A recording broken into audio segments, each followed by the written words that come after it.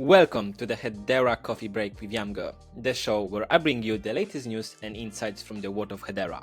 My name is Pat, as always, and I'm part of the team developing Yamgo, the ultra-secure wallet on Hedera Hashgraph. In today's episode, I'll be covering a few different things that happened over the last time in Hedera ecosystem, like Hyundai and Kia leveraging Hedera DLT for their CO2 emission program.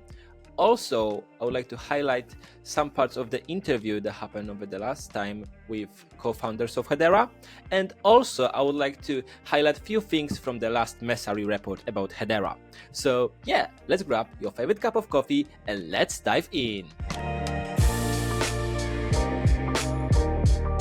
Hyundai and Kia leveraging Hedera public DLT to build emission monitoring system. So what's going on, guys? So basically, one of the largest car manufacturers, Hyundai Motor Company and Kia Corporation to be specific, unveiled the supplier CO2 emission monitoring system called SCEMS on the Hedera mainnet, marking a significant milestone in sustainability efforts. And this launch highlights two exciting points for Hedera community. Right? Firstly, enterprises like Hyundai and Kia recognize Hedera's value beyond the governing council, showcasing the network's wide appeal. And I think that's a really, really important point. Why?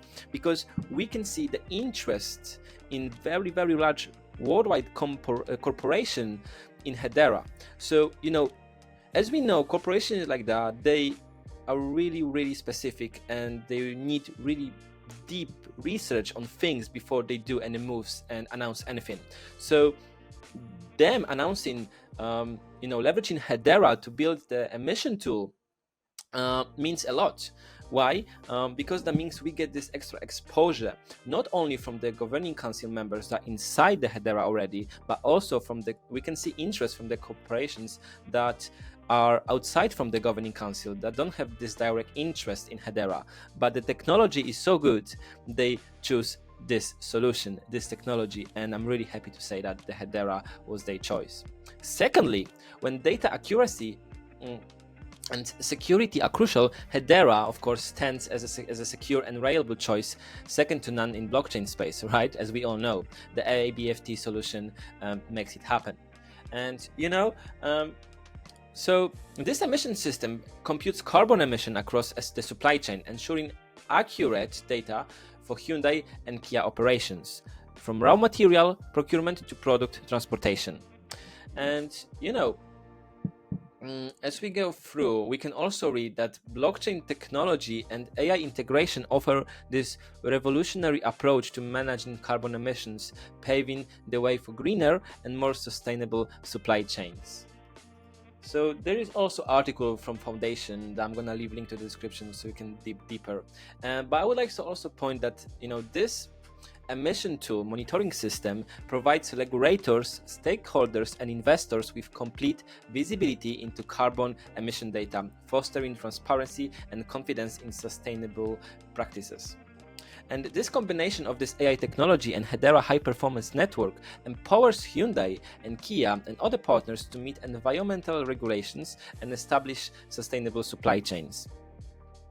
And this Hyundai commitment to carbon reduction and sustainability reflects the broader ethos of the Hedera ecosystem, contributing to greener and brighter future for all of us. As we all know, Hedera is carbon negative.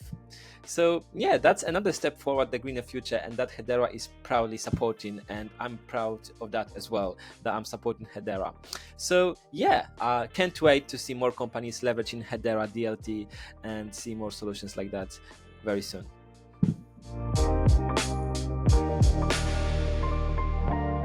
Mance and Leemon interviews. So in this part of the video, I would like to highlight two interviews that happened over the last time in Hedera ecosystem, done by two famous advocates within Hedera ecosystem.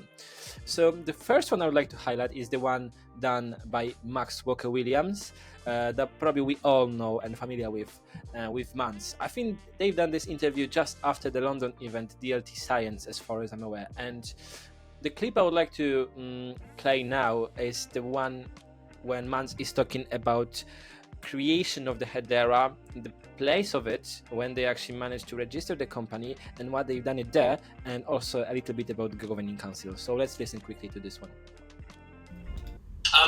If you were at the very beginning now, and you've probably got a moment in your mind, maybe when you're in that Starbucks, you're about to mentor the HBARs, would you launch in America, knowing what you know now? Absolutely. Yeah. No question. Really? Absolutely. And we would not be here had we not launched in the US. And let me explain that. From the beginning, we knew we had this model for governance that everyone understands. It's these global collection of, say, Fortune 500 or equivalent organizations. And I mean, put yourself back in 2017 timeframe, 2017, 2018, when we were trying to convince these organizations to join the council. Part of the reason that they agreed to join us is because we were Delaware based, right? It gave us a legitimacy, which first I think is well deserved, but it was important because So yeah, that basically gives an idea why Hedera was created in US, not in other country. Like the concerns around that were that people were concerned about the SEC regulations and that Hedera could avoid by registering the company somewhere else. But as we can see, that's the actual answer to the question and why Hedera was created in US. So the other interview that I would like to show you guys is the one from the HBAR Ball with Mance and Leemon together. And in this part, I would like to highlight you the part where Leemon is talking specifically about community nodes, sharding, and TPS, as I think it's worth listening to. So yeah, let's listen to that part now. Also, community members are on the path to permissionless nodes. We have to expand to community members, then we expand to permissionless nodes. And I'm excited about that as the ultimate goal. And so community nodes will be coming. I can't give you a date. I don't know a date, but we are working hard on making that happen. And then the plan is that eventually we would also work hard on making permissionless nodes happen. That whole sequence of the path to decentralization, we had a video about that a long time ago. This is what we're working on. And I think this is important. And I love the fact that people want to be running nodes, and I'm looking forward to the day when they will be doing so. Absolutely. And it's important for network performance as well from the standpoint of we are going to need to shard at some point, and having additional nodes is going to be necessary, right? That's right. So we can only handle 10,000 per second right now.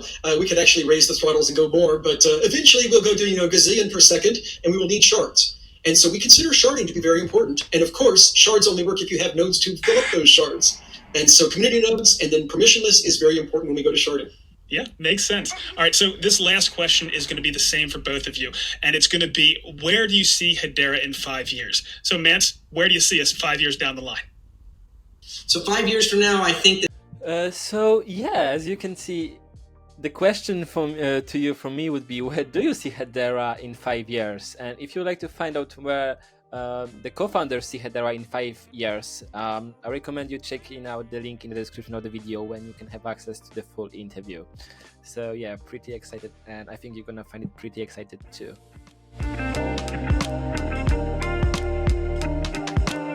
Hedera Q2 2023 Messari report. So that's something I would like to cover in the last part of this video. So as you can see, on the 28th of July, we got this tweet from Nick Garcia about the HBAR, Hedera HBAR overview that he done.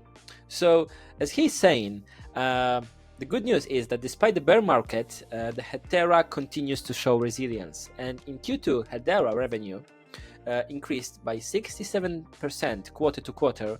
We added 29th council member Kofra, and we also announced EVM strategy. And on top of that, we saw increases in all network services that I'm really happy about. So if you would like to get access to this Messari overview, you can go through the Messari website. I'm gonna leave the link in the description of the video for you if you'd like to have a look in your own time. But the key metrics, right? So about the financial one, well, we got the more HBARs in circulating supply, but unfortunately the market cap decreased. But I would not be too worried about that metrics. There's something I'm really excited about, that we saw increase in average daily transaction and average daily active accounts by 128%, and that's something worth noticing, and I think that's very important metric. you know, we got less total value locked, as well as we can see that NFT active accounts increase as well, and that's very important metric for us. You know, why I'm pointing here the active accounts is because that shows that people are using the network, and when people are using the network, that means there's more development coming, more feedback on the network, more people talking about HBAR, and that organically will draw mass adoption into our ecosystem, right? And that's my view, and I'm really happy to see the metrics is growing, because if you compare it to 10 years ago, 10 months ago, 12 months ago, you can see there is a 10 times increase in active users. So that's something worth pointing out. So yeah, so if you'd like to have access to all the metrics that are shown here, just have a look in the link of the description of this video.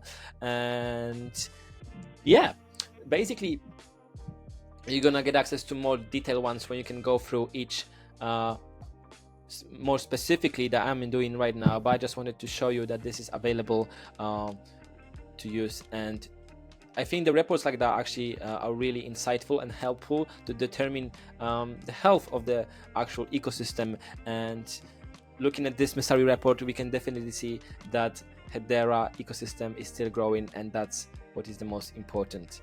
And that's how I would like to end this video. Thank you so much again for joining in and staying for the whole episode. If you have any questions, as always, leave them down in the comments. And also I recommend you joining our Discord channel, where you can have more direct contact with our senior team. So yeah, thank you so much again, and hopefully see you in the next one.